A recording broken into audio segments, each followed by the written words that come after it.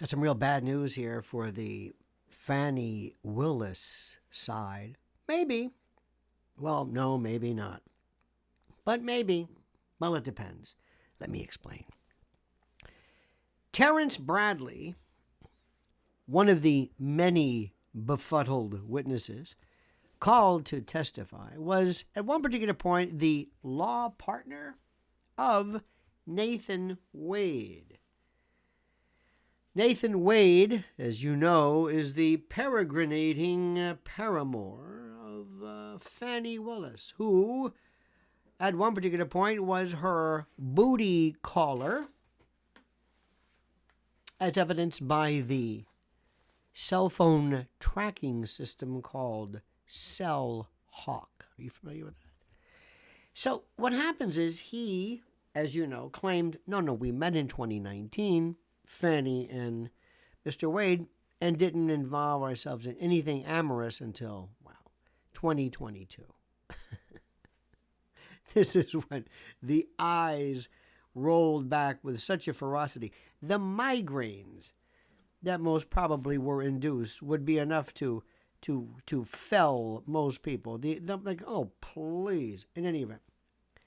So at one point they called this fellow Mr. Bradley.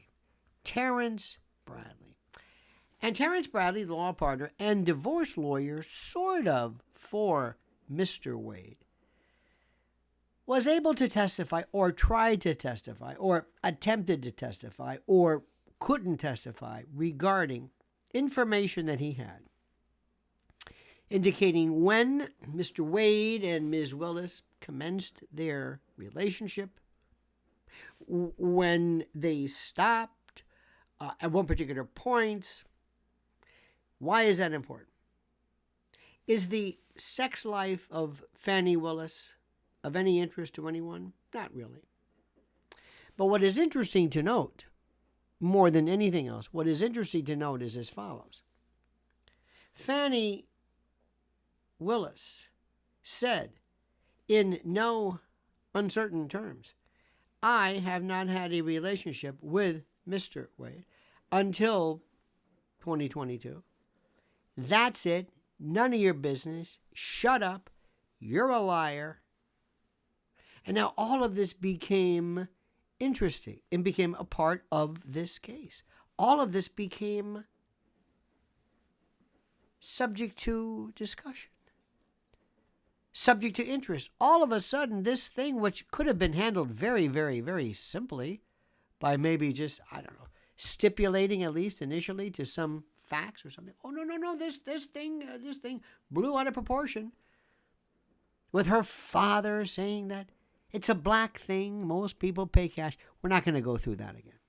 So Mr. Bradley, realizing, I don't know what to say, I think wisely and carefully said, I cannot answer this question because of the attorney-client privilege. You see, while I was a law partner at the time, and while I was privy to a lot of the information that many people had, I am not able to discuss this because of my unique situation, which still survives, and that is the privilege that I hold regarding the attorney-client privilege in confidential communications told to me by Mr. Wade.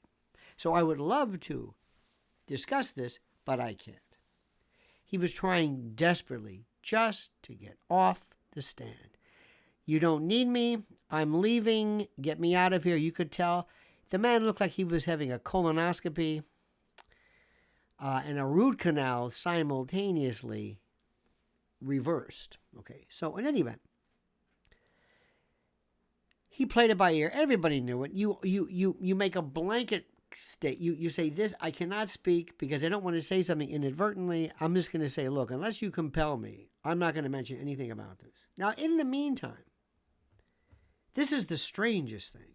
This was the weirdest of the weird. You would think that Fani Wilson, I keep saying Wilson, Fani Willis, her office, would say, great, let him sit down, go away. Maybe Judge McAfee will go along with this, and he won't be yet again the umpteenth witness who will testify that they were doing the horizontal mambo prior to 2022. But no.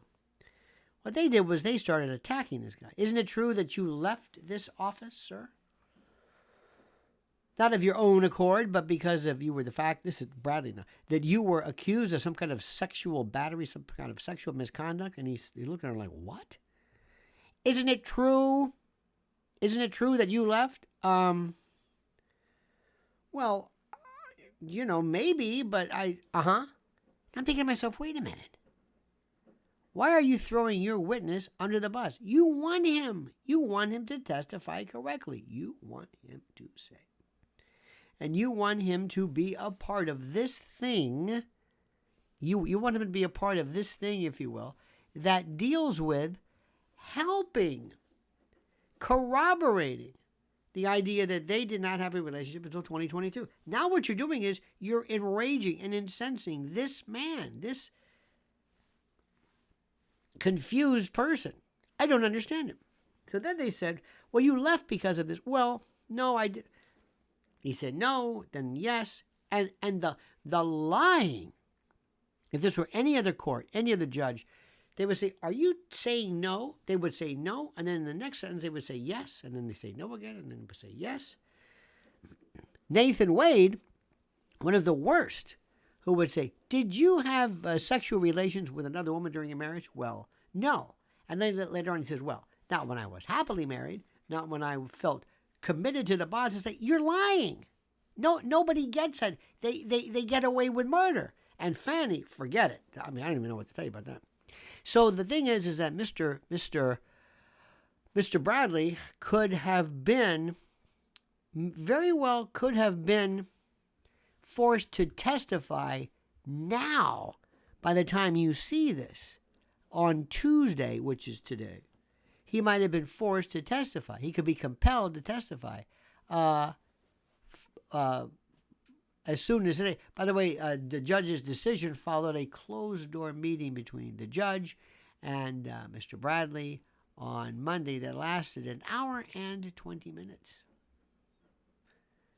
Now, as you know, defense lawyers for Mr. Roman and President Trump are seeking to disqualify Fani Willis and her entire office from this because of a variety of reasons. Well, at first, me thinks it might have been a little bit exaggerated. It's like, well, why does she necessarily have to be, why is there a conflict of interest? If she's unethical, if she violated some inner office, it's not a nepotism statute because they weren't related, but some inter-office rule that prohibited relationships or whatever.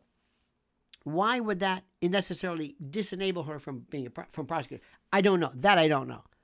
But as this started, and the lies, and the anger, and the compounded perjury and suspicion of perjury and evidence of perjury, not to mention there's a new group of people. You haven't heard too much of them, but there's some whistleblowers a lot in the office who were willing to come forward and say, oh, no, she treated us like dirt, up to and including one woman who was dismissed for bringing up, somehow it was recorded, bringing up the fact that federal funds or some type of grant that was provided to her office for youth, something or other, was going to be used and nabbed by the office to buy new Macintosh computers and Mac computers and whatever. Did I say Macintosh? Yeah, Mac. Anyway. And she said, you can't do that. That's wrong. And you could hear in this, and she is just as snotty. Fani goes, I can understand, but I want you to hear what I'm saying and understand she is just this tyrant, this imperious tyrant. I want you to hear from my point of view and the way I see this, and I want you to listen to me carefully. Kind of like saying, shut up. Unbelievable. It's truly, absolutely, incredibly unbelievable. That's all I have to say. It is unbelievable. That is it. Now, my friends, I ask you the question that I want you to think very carefully about. What is the relevance of this? What does this have to do with? This is important. What does this have to do with President Trump's guilt, President Trump's culpability? Well, the answer is that it has nothing really to do with his alleged guilt. What it has to do, however, with is whether he can receive a fair trial, and whether Fani Willis, by the way, her office has been disqualified in the past. And what does that mean? That means everything stops. The entire case is then shifted to another Georgia prosecutor. The prosecutor's office reassigns this, almost like a recusal. This new prosecutor cannot decline, cannot say, I don't want this. But he can drop it, which I think might be politically disadvantageous depending upon whether you're a Republican or a Democrat, sad to say. He could pare it down. He can maybe expand upon or whittle the arguments, or he can do some other things of interest. He might want to enter a plea, provide pleas, handle it, dispose of it in some way other than was anticipated initially. There's also some suggestion, as I have suggested to you, that this Jeff DeSantis and others who are themselves involved in the office, those individuals who are part and parcel of this, were supposedly and theoretically brought in to act as kind of liaisons for this, basically crafting the racketeering indictment and the like, coming from the Biden administration, from the Biden DOJ. Could be. We'll see about that. But this case, I'm telling you right now, Judge DeSantis will rule that she is disqualified. This is run the gamut. Nobody in the run. Put it this way: this judge who is going to run for re-election will forever be the new Judge Ito if he were to allow this monstrosity of a case to continue. He must do the right thing out of an abundance of caution, not dismiss it. That would be politically injurious, but just shift it to ensure the rights, not of President Trump, but to the 15 or so additional defendants. And that's the way that is. I never thought it would get to this point, this fast, and this far. Now, my dear friend, I ask you, please like this video, subscribe to the channel, hit that little bell if you know what's good for you, so you're notified of live streams, new videos. And please, I ask you right now, I implore, entreat, and importune you to comment as you see fit.